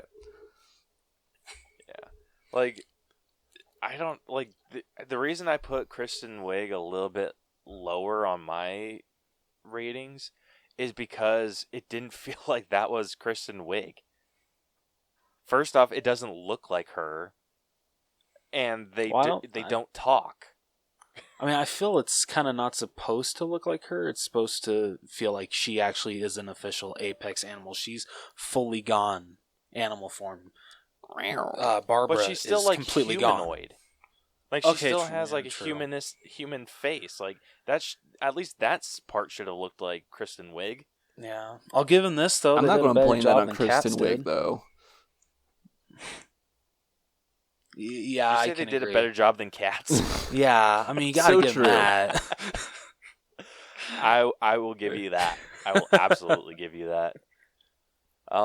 So our collective score together on acting came to an 81.6. Damn, all right. Like, Yeah, that's not bad. I'm happy. Yeah, with that. I was actually the one that was the harshest on acting. Shit, what'd you give it, Caleb? What did I end up giving it? 1 second. I gave it a 78. Shit. Yeah, and then you gave it the highest with an 85, and then Brucker gave it an 82. Oh, okay. Like I said, I So felt I I was was a maybe bit of like an a little ass. too nice. I actually Yeah, thought I maybe gave a it a little 90 bit. for a minute. nobody's being like considered for a nomination of an Oscar from this movie. I mean, like they did, like they got the job done, and I feel like that's that with a little bit more zhuzh from Pedro Pascal. If anyone does get nominated, it should be Chris Pine for his "Well, shit, Diana." No, what about that little girl at the beginning with the wink to Wonder Woman? That's who should be nominated. Oh my gosh. Come on. She was the show stealer. All right, moving on to character development. This actually got a fairly average score. It got a 74. Okay. Might be a little higher than Okay. that's like a tad higher than what I had, but Yeah, it's actually. Let me guess, I was the nicest to this one. Yep, you were. Yeah, of course. and that's fine. Shocker. There's nothing wrong with that. I mean, to me, for character development, it was very minimal at that. It was mostly Pedro Pascal and Kristen Wiig. Kind of like Kristen Wiig, we saw her development to Cheetah, but we didn't really see it come back around either. I don't think. That's true. No, We didn't see it come. Like we didn't see like the full transition because we skipped out on the transformation scene altogether. It's just suddenly she's a cheetah. Well, I mean, we definitely see her fall, like going down that path, and to where she gets to the point where she wants to become an apex predator. And I feel like at that point in the movie when she asked for that wish, which like I will say is a dumb wish, but I think the logic behind it is that she had just conquered Diana, who she wished to be in combat, and she's like, okay, I've beaten my hero. I'm using air quotes here. So I gotta be something better. I want to be an apex predator. Did they literally need to make her a cheetah? No, but I could follow those points in that character development where like mentally how she got to that point. I could follow that clearly. I think. I just don't see it coming back. Yeah. So the question for you guys is when Pedro Pascal or Max, right? That's his name. I've just been calling Pedro Pascal's character the whole time. I don't know. Pedro Pascal's character. I saw this on Christmas, guys. I'm sorry. No, you're good, Matt. You're good. I don't remember it, and I watched it 2 days ago. But when Pedro, like when Kristen Wiig says, "Oh, I want to be an apex predator," and he's just like, doesn't he say your wish has been granted? Yeah. Do you wish that you would have actually started to see her transformation and maybe see like Kristen Wiig like maybe like resent her choice a little bit because of like maybe like I'm assuming it was very painful. We just see a tail bust out of her pants. She's like, "Oh no!" I wish it undone. I wish it undone. So I listened to another podcast, Dynamic Duel, and it's like Marvel versus DC. So they actually did an episode where they did kind of an origin of Cheetah. They put her in a duel against Rhino from Marvel. Interesting. And so like the way that they do it, they give a quick origin of the character. And I was like, after listening to the origin, I was really excited for this because the way that Cheetah becomes Cheetah is she gets her powers from that god. So the god that created the Dreamstone, that's who she gets her powers from. So I think that a better way to incorporate Cheetah would have been to, and obviously this would have gone against Patty Jenkins' wishes and had like a final battle.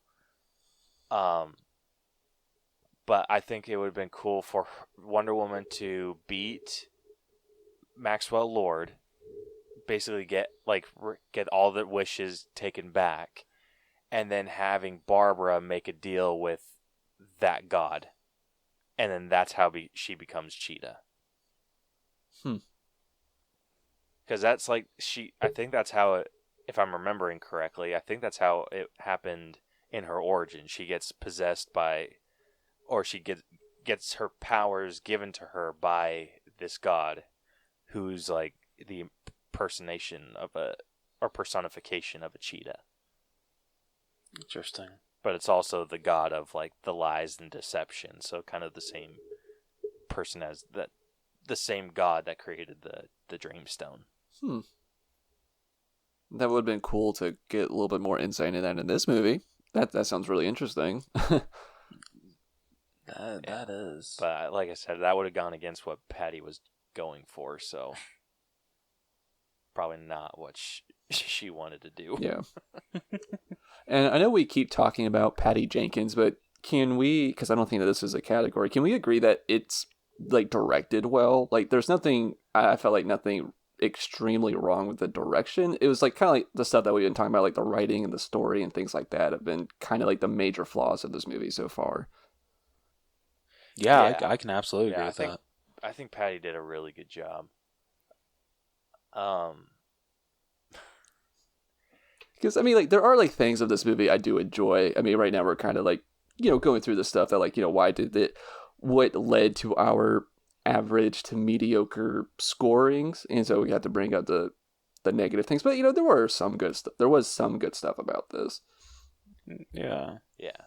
There absolutely was. Like, a 74 still passing. Yeah. I think that's still It's fresh just on Rotten Tomatoes, I think. Not the best. Yeah. Wait, did you say it is still fresh on Rotten Tomatoes right now, Brucker? I think. I could be wrong. I don't. No, I like, think so. what's a fresh score on Rotten Tomatoes? 60 or higher. 60 or higher? Yeah. Yes. So yeah, Yeah. 74 is right in line with. It's What's still funny a is fresh score. 74 is the fresh audience score. 60 is the critic score. Interesting. It's barely made it. We'll see if it drops. Sorry, I didn't mean to derail us. I just kind of wanted to, in case people were getting the assumption that we were kind of just using this as like a Patty Jenkins slam. That's not, I don't think, what we're trying to do here. No, not at all. Yeah, because the direction I thought was fine. That's kind of why we don't talk about like the direction. Is just because I know that the directors have get a lot of feedback and input from the studio, from like the corporate. So I think they were also kind of the ones that put some stuff in that maybe she didn't want to do. So it's kind of like giving her an out, more or less. Yeah. On like why we don't talk about the direction. But yeah.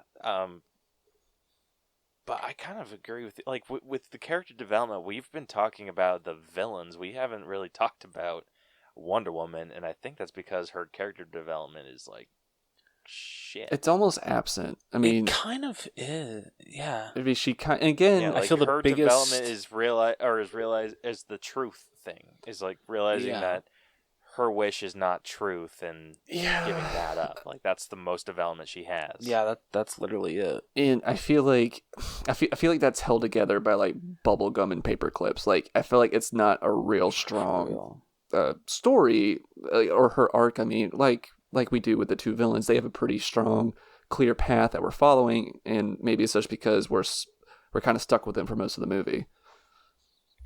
Yeah. So I think 74 is a really good score. I could live with it if you're incorporating everyone. But what about Alistair? What did he learn? Did he I don't know, pass his spelling test or whatever the hell kids are going through these days? I don't know, but did he learn his dad isn't a loser? Actually, yeah, he did say that, didn't he? Like, he wished for his father's greatness. Like, what got taken away from him? Like, that would suck. I guess his mom, because we never see his mom in this movie. Damn. Or that babysitter. That's why he's on the interstate. She got Thanos. just dusted like that.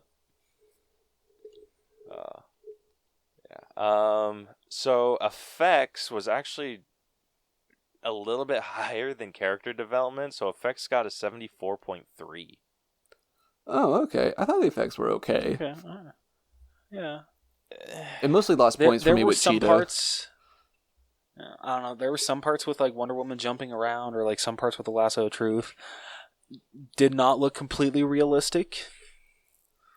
Yeah. I guess it just depends what kind of TV you watch this on. Maybe I didn't watch it on a good TV. The few visual effects moments that stood out to me, one of them was when she was learning how to fly. I actually really dug how that looked. That looked really good. I thought that was freaking beautifully done. Yeah, I agree. I also gave some like major bonus points for the flying through the fireworks. Mm-hmm. So I thought that was good. The things that I docked for was when they were in Egypt and she sees like these kids about to get ran over by the freaking trucks, and she goes and does a swing around them. The kids are like running, and if you notice, like while she's swinging down, she fully like grabs one kid with like the bulk of her arm, and then there's another kid that the one at the end kind of like glitches into her hands. Oh shit. And then she like goes and like they do like a tumble, and then the kids are fine. Those kids would be dead. Seriously. They just got hit by a full-grown woman those flying at poor how children. fast? Yeah, but I docked for that, and I also docked for Cheetah because I thought Cheetah looked like garbage. Yeah. I actually didn't mind Cheetah. I thought Cheetah looked all right. I didn't hate her. That's just me. I think it could have been better. Another thing I missed. But Wonder Woman running in Egypt when she was running down the street. I thought that looked like not good. That didn't bug me. That did not. There was too much slow motion. There was But it way was too much okay. slow You gotta motion. admit, it was really cool though when they got that slow mo shot of her like flipping through or out of one of the trucks, and the truck is flipping and everything. Like when she's like flying through the. Oh, yeah, that part she's was just, like, cool. That looked really cool. That was cool. That was way cool. Yeah. But her running, Yeah, it kind of looked like Not she was cool. just on a treadmill. She Straight probably up. was. I mean, like Gal Gadot Yeah, was true. probably on a treadmill though, like in front of a green screen. Yeah, good point. I would laugh so hard if they flew her out to Egypt just to put a treadmill on that road. That would be amazing. Worth it. yeah. Like I wish that they would have gone. Like, have you guys seen how they did the? It's the scene in Civil War where Black Panther and Winter Soldier drop into that tunnel and start running. Have you guys seen how they do that? Mm-hmm. So it's just, they're just dragging a pad and then they're running on the pad. And I think that would have been more effective than whatever the hell they did in this movie. I wonder if there's like any sort like of. you said, it was probably. Oh, I'm sorry. I was just gonna say. I wonder if there's any sort of like animosity towards like Marvel. Like we're not doing how they do their stunts. Nope, we're not doing anything that Marvel does. Like we're not going to be copycats or whatever. Oh, that's so petty. That is so petty. How do they get Captain America to run so fast? Well, that's fucking stupid. We'll do it better. I need 20 grand for a Peloton. I need 20. Oh, Yeah, shit. but it was shit like that I'm just like, eh. That's why she doesn't have her shield in this movie, because they don't want to be like Captain America. I'm just kidding, but yeah. Oh, that makes sense to me. Yeah, so I think a 74 is pretty good. Honestly, I think that's maybe a bit high, just because of the stuff that I Just didn't because like. the running? That's just what really killed. That and Cheetah, I didn't like Cheetah. I liked her. This is me, though. There's a reason why that fight was during dusk when it was dark. They were trying to hide it. enough. They were trying to hide it. Yeah. Brucker actually gave it the highest score. Really? Yeah, Yeah. Cheetah was my main thing. Other than that, I thought the rest of it was fine for the most part. At least I didn't see anything that was obvious, but the running was kind of wonky. Yeah. So I think 74 is fair. Moving on to music, we unanimously gave it a 7. Right on. You know what would Yeah, have that's not bad. given this a higher score? If they played some 80s music. Like, why wasn't there any 80s music in this 80s movie? For real, Exactly. though. Exactly. They spend all their money on that Egyptian Man. Peloton. Like, I just don't know why they didn't do that. Yeah, it's I don't know. Like even the Wonder Woman score, like I don't feel like it didn't seem or feel as epic as it had. No, it didn't. I personally didn't have too many complaints about it, but I have heard other movie reviewers say that her theme music didn't fit with like the rest of the theatrical score of this movie. Like it just felt like they had to put it in there because like, well, that's her score. Like, and they didn't try to adjust it to sound 80s at all, and that's what they should have done. So I've heard a lot of those criticisms. Yeah, like I would have Fair. been perfectly happy had they just played her normal score, where it was like the electric guitar when she makes her appearance in Batman v Superman. Mm-hmm. Like I think that was like so cool, and I think that epicness would have worked really well because that electric guitar almost sounds a little bit techno. Yeah. Okay. Like a little bit, just like Fair.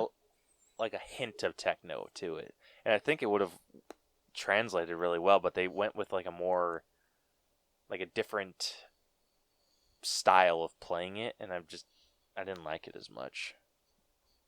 But yeah, I think this would have done really well with an 80s soundtrack. Oh yeah, absolutely. Absolutely Like this agree. would have made people like love it. I think because people would have been, oh, who cares? I got to listen to Prince for 2.5 hours. Yeah, Worth and it. that's like, I remember listening to your episode on Star Wars. That's what saved Star Yeah. Wars. Everyone's just like, oh, this story sucks, but then they throw the music in and they're like, this is epic. The story doesn't suck, but it would have sucked as a whole if they had like crazy techno music. I had to make sure that you did it like drag my name through the mud like that, Caleb, you bastard. But yeah, Wait, which Star Wars was it that you're? A New Hope, the first one. Oh, okay. I thought it was gonna be like The Last Jedi or The Rise of Skywalker. No. No. Caleb still gives me shit. I'm glad you caught that. Yeah. Yes, there are some things in that story that don't make too much sense, but everybody has memed the shit out of it, so like we get it. Star Wars is a great movie, but anyways. Yeah. Moving on to costumes, we also unanimously agreed that it deserved an 8.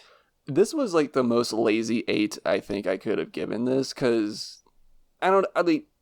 I was like, there's a fanny pack, I guess that's 80s, put an 8 on it. I don't know. Like, like Wonder Woman's costume There was no looked like good. crazy hairstyles, or at least from what I saw, or at least as crazy as I thought they were gonna be. Mm-hmm. I expected crazier. Yeah. The couple improvements that I really liked. I liked how they lightened up her armor. Yeah, it was a lot brighter. A lot brighter Yeah. colors. I think it made it, like with the mall scene specifically, I think her armor like freaking popped. Mm-hmm. Yeah, looked badass. And that's because And Zack I Schneider know isn't that directing when- this, so because he likes everything to be dark and gray. He doesn't want you. He doesn't even want you to think about sunlight. Like he just wants everything to be so just monotone. If he could make his movies black and white, he would do it. Oh yeah, I'm sure you would. Oh yeah, probably. Mm-hmm. I know that I gave it shit when we first saw the trailer with her gold armor. I actually really liked it. It's super cool. I Like, did too. Even like without the Yeah. wings, Yeah, like it was really cool. I freaking. I actually the whole preferred part. it without the wings. Okay. I did too. When she like freaking threw off the wings, I know she did in the trailer, but that scene's so badass. Yeah, and I Loved it. think I liked like the final look of that armor that I like the way that armor was that I liked the most was without the helmet and without the wings. Yeah. I was like, now that person Like, that was drives my an invisible favorite. jet. Like that person right there. You wear Damn a straight. suit of gold. That's a golden jumpsuit is what you're wearing. I believe you'd fly an invisible jet. What's cool is that Gal Gadot actually, or Gal Gadot, I always butcher her name. She actually kept that helmet. Oh shit! Said she very rarely keeps movie memorabilia, but she felt that she needed to keep that. That's one. a big piece to keep. Yeah. Dude, I don't understand why she didn't keep the Wonder Woman armor. Oh, I bet she has like 8 of I those would from like gift, Batman like- versus Superman. Wait, what was that, Brucker? I said I bet she has a few of those from Batman versus Superman or the original Wonder Woman. Probably. That's fair. She's probably like that's Chris definitely- Hemsworth with Thor hammers. Oh my gosh. Yeah, Chris Hemsworth has like a shit ton of them. I mean, can you blame the guy though? Like, Absolutely not. Yeah. So an 8 is good. It's above average. It wasn't bad. That's the I thing. It think wasn't the bad. 80s yeah, Yeah. exactly. I think the one that really stood out with her costumes was Kristen Wiig. It's true. Like her freaking gym outfit was hilarious, Yes. and it was funny Yeah, because that's that's what fantastic. people actually used to wear. Yeah. Or True. Did you guys catch that like one big bulky guy? I was just in about the to say back? that. That like how skin tight his tank top was. Like he wanted people to see his nipples. Yeah. Like, come on. There's no doubt about that. And I am also now remembering all of the gala scenes that we had, and Diana is like in like these like super like really fancy hoity-toity like gala dresses and gowns and stuff, and I was just like, oh yeah, that was really good too, like all of that stuff. Yeah, her white dress at that party looked amazing. Yeah. So I think we. Can I'm now all remembering agree why that I gave Gal this an Gadot 8. Yeah, I think we can all agree Gal Gadot, some major eye candy through this movie. Mhm. Damn straight. I wasn't going to say this, but I was going to say, I bet that's why she doesn't have a Wonder Woman outfit at home, because she knows that, like, her husband or whatever would make her wear it, or, like, would ask for it in extracurriculars. So she's like, you know what, I'm bringing the helmet home. There's nothing sexy about a helmet. For real though. He'd probably find a way to make it sexy. Let's face it. Dude, if I would, gosh, like if I were in his situation and she didn't bring home a Wonder Woman outfit, I would cry. Oh my gosh. Could you imagine, like, she comes home one day and he's like, she hears him scrambling, and then she walks in the room, says like, "What are you doing?" And he's like, "Nothing." She turns the TV on with like a remote that she has, and he's watching Wonder Woman. It's like, what? This is the best I can get. You won't bring it. You won't bring your work home to me. Oh my I chose a lord. bad time to swallow. Yeah, you did. Oh my gosh. Oh, Jesus. Oh. And I bet Anyway, the same before we happens get for like any other people worse. too. Like I'm pretty sure Chris Evans has been asked to be like, "Hey, dude, where's your shield, man? You got." I bet you that's been like euphemism for like if he has protection before. I bet you somebody has like used that for him.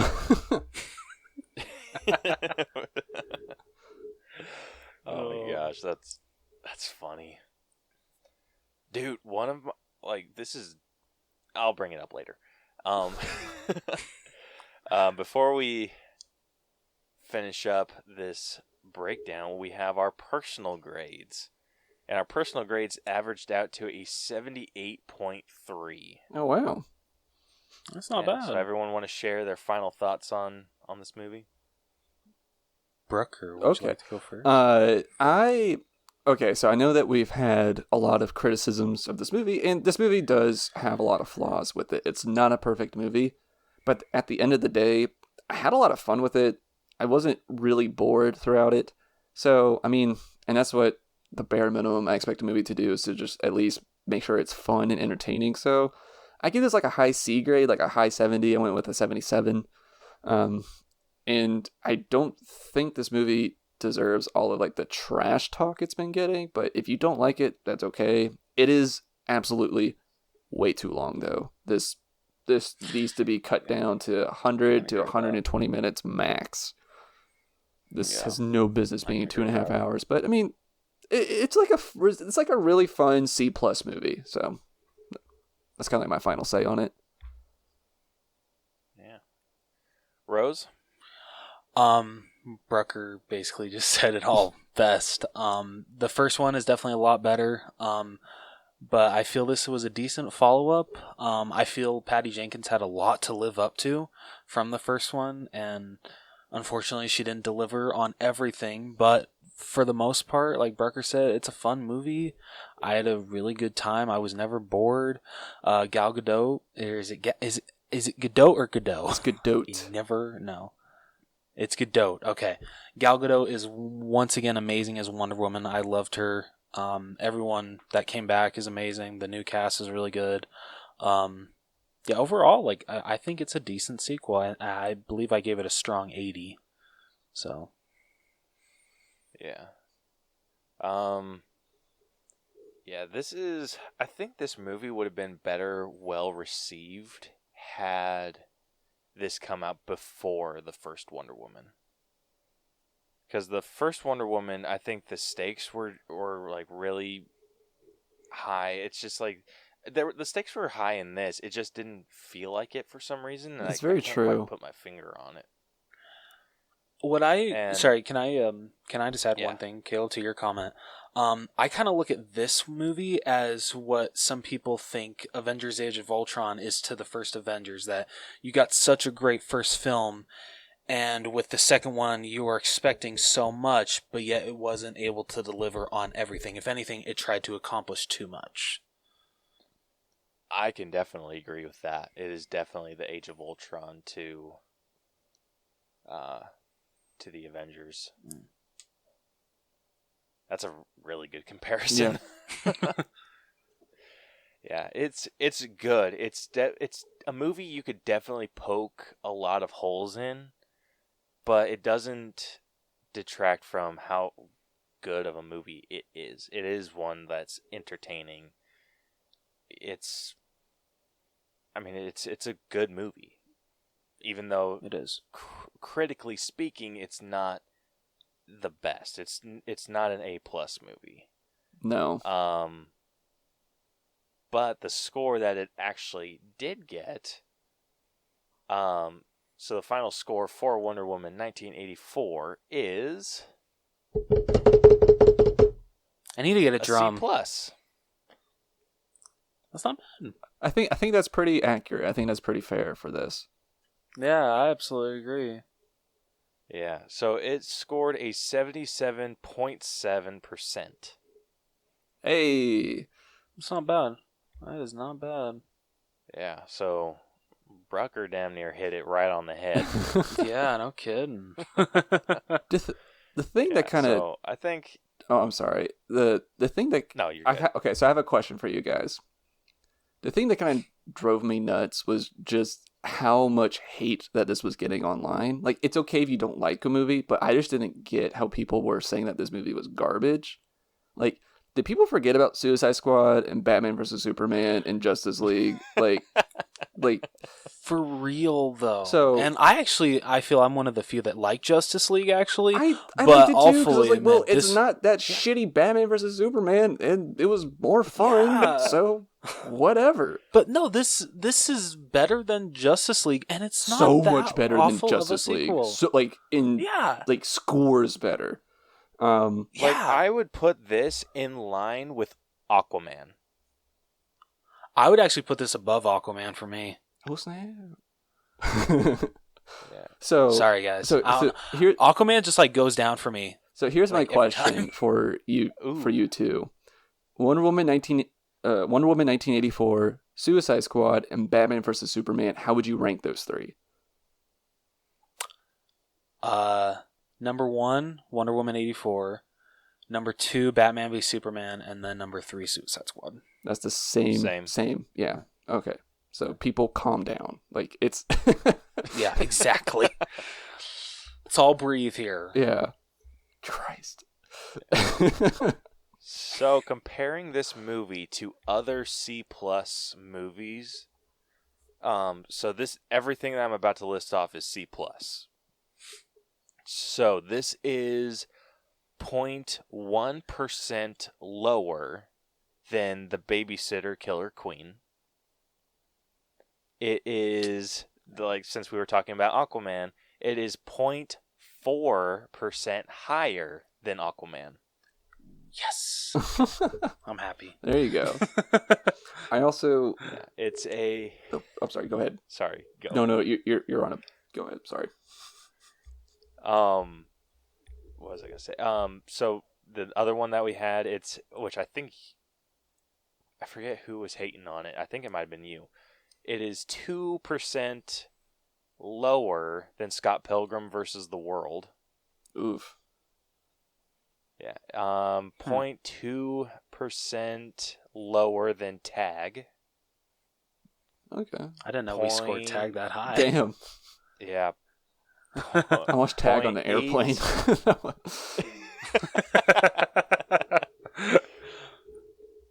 Let's see. 0.8% lower than The Strangers Pray at Night. Wait, it's lower than that movie? No, Wonder Woman's higher. Oh, okay. I was gonna say, okay, no. The Strangers Pray at Night is 77.1. Wonder Woman's 77.7. Oh, okay. All right. Pieces restored. Yeah. Same with Boondock Saints. Boondock Saints is at 77.1. Okay. It's 2% lower than Jexy.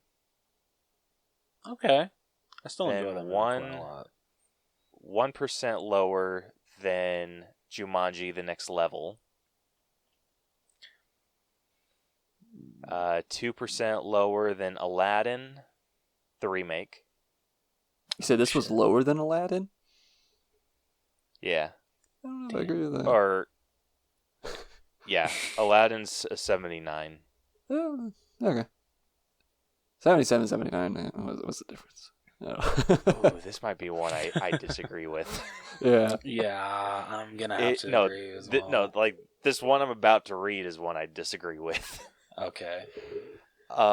It is so Wonder Woman 1984 is higher than Spider-Man, the first Sam Raimi movie. Oh yeah, I'm gonna have to disagree with that one too. Yeah, I was about to say, because on Rotten Tomatoes, it has an audience score of... Spider-Man has an audience score of 67, and Wonder Woman 84 has a audience score of 74. I mean, Yeah. I know it's campy, close. but it's still So enjoyable. Okay, so Spider-Man is 77.5.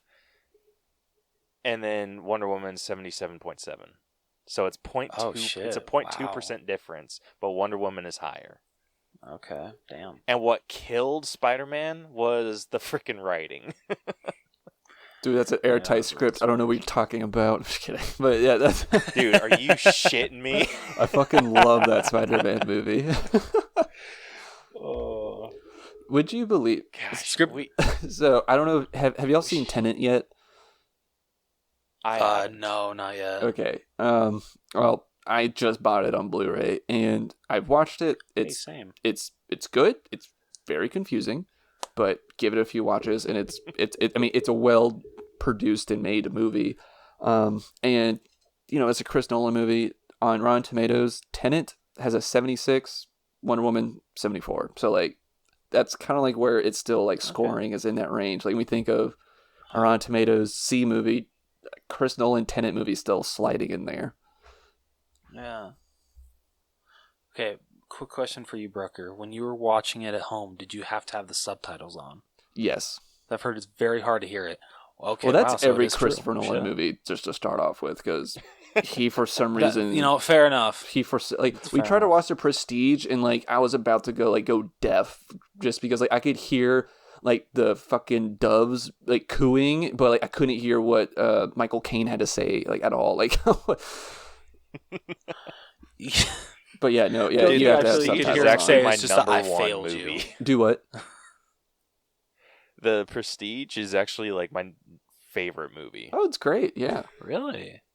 Nice. Christopher Nolan, just his sound mixing is just off. I don't get it.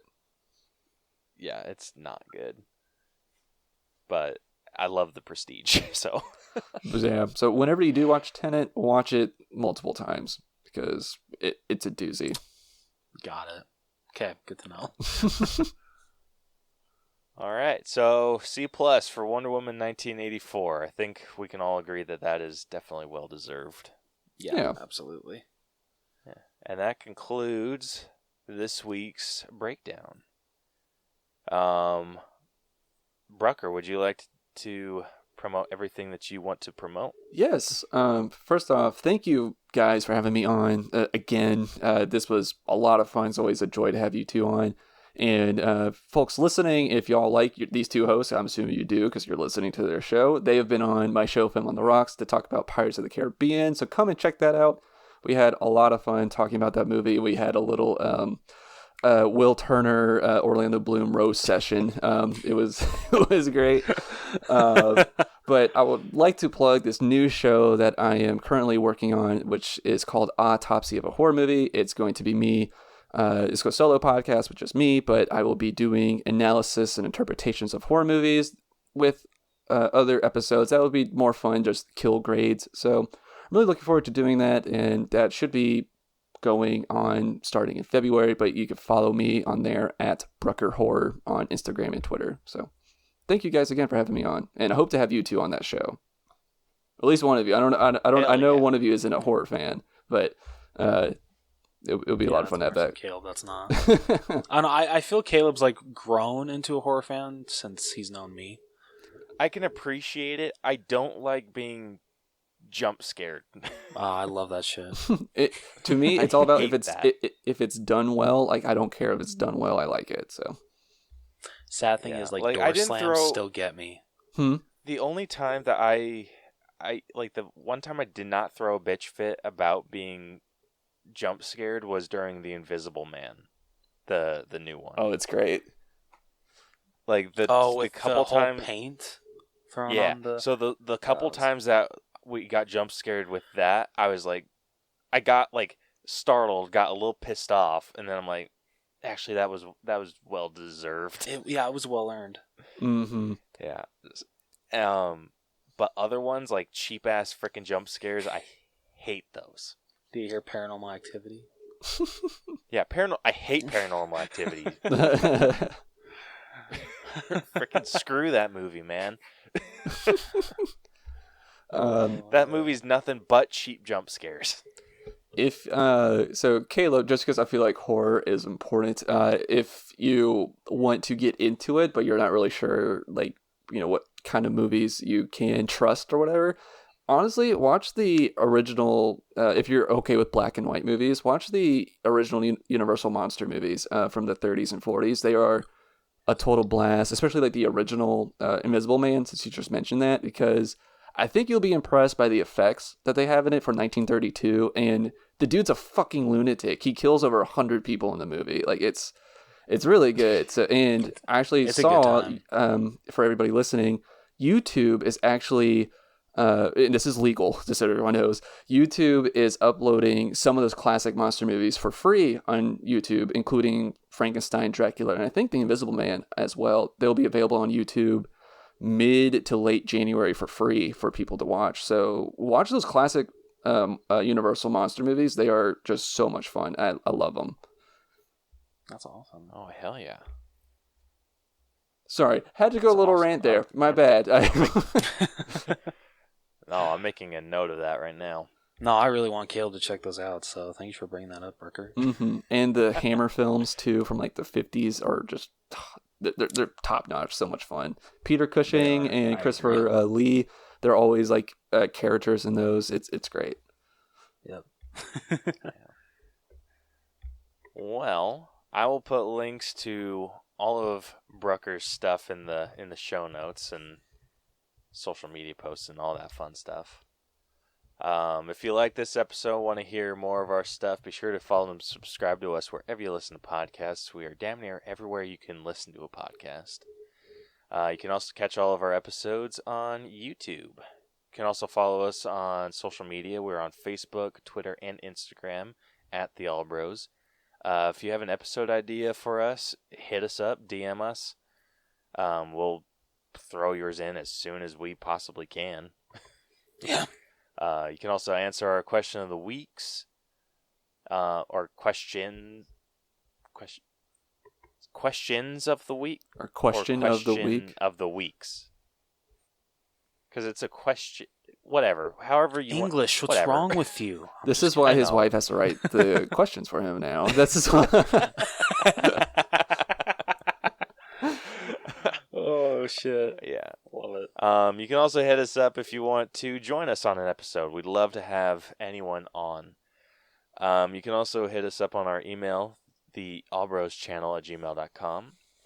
Check out our website, tinyurl.com/theallbros, and where you can find links to everything that we do, including our merch store, which is on TeePublic, tpublic.com/user/theallbroschannel. Again, all of the links will be in the description. So, once again, thank you, Brucker, for joining us on this episode. It was an absolute blast. It was, thank you. Thank you, Jonathan and Caleb. It's always so much fun whenever we collab. Yeah. We'll have to come up with some more movies to do later down the line. If y'all need a shitty movie to watch The Pale Door. It just got added to Shudder. It's a horror western and it sucks. So if you want to get drunk and just make fun of a movie, there's that.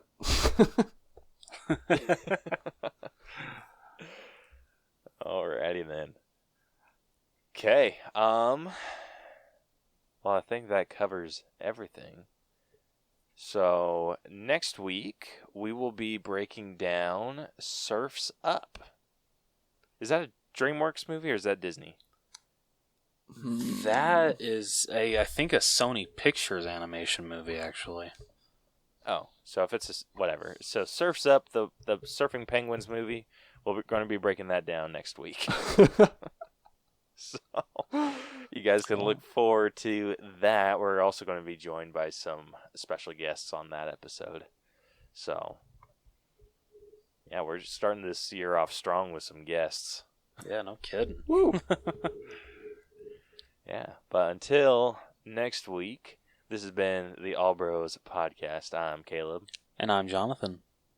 And we'll catch you guys next week. Deuces. So long. That felt bad. Was that bad? I mean, it wasn't your best. Oh, damn. Way to tell it truthfully, bro. Thanks.